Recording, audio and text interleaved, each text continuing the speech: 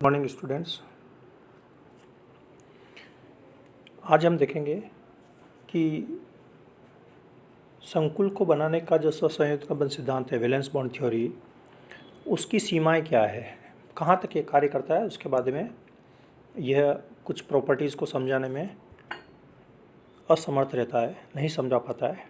तो कौन कौन से पॉइंट है उसके लिए पहला पॉइंट देखिए कि सहसंयोजकता बंध में सिद्धांत के अंदर आयनों के बारे में, तो आयन कैसे बनते हैं ये सब तो बताया गया, लेकिन लिगेंड के बारे में ये कुछ भी नहीं बताता है। जबकि जो संकुल बनता है वो अपने देखा है कि जिसमें मेटल और लिगेंड दोनों का ही कार्य है, ठीक है। तो इसकी प्रकृति के बारे में तो कैसे बनता है ये बताया जाता है, लेकिन लिगेंड कैसे क्या है इसके बारे में वैलेंस बॉन्ड थ्योरी नहीं बताती है। दूसरी प्रॉपर्टी जो इसकी ये है कि चुंबकीय आधार पर उसकी ज्यामिति तो समझाई जा सकती है। जैसे कि कल अपने देखा कि म्यू अगर 5.9 है तो 5 अयुग्मित इलेक्ट्रॉन कैसे आएंगे पेयर करके आउटर स्फीयर से, इनर स्फीयर से, तो वो यहाँ पर देखा जा सकता है और उसके आधार पर उसकी ज्यामिति का निर्धारण किया जा सकता है। लेकिन ज्यामिति से चुंबकत्व का पता नहीं किया जा सकता है, उल्टा इसमें पॉसिबल नहीं है।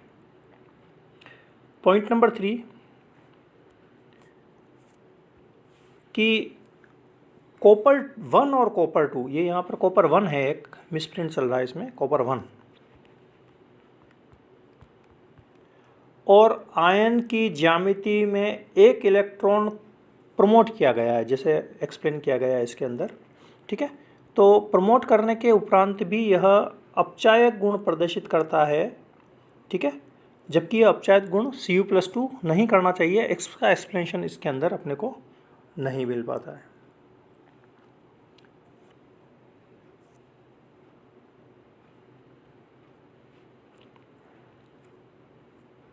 संकुलों के अंदर दो ज्यामिति का विस्तृत वर्णन अपन ने किया है, जिसमें एक में कोऑर्डिनेशन नंबर 6 है और एक में कोऑर्डिनेशन नंबर 4 है। इसमें वर्गाकार समतलीय है 4 में, और 6 के अंदर अष्टफलकी है।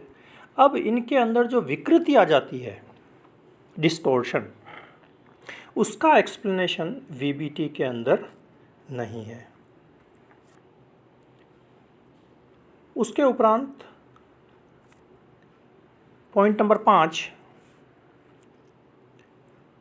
कि कुछ लिगेंड कहीं पर अंतः संकुल बनाते हैं और वही लिगेंड दूसरी जगह पर बाह्य संकुल बनाते हैं।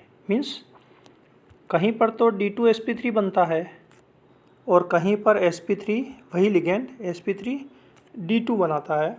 इसका कोई संतोषप्रद जवाब वीबीटी नहीं दे पाती है।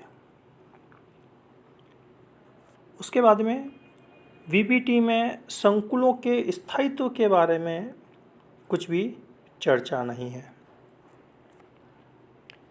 नेक्स्ट पॉइंट कि D8 जिनका है वह कोऑर्डिनेशन नंबर 4 इसका आना चाहिए, लेकिन कोऑर्डिनेशन नंबर 5 इनका क्यों आ जाता है, इसका एक्सप्लेनेशन इनके पास में नहीं है। उसके पश्चात अगला पॉइंट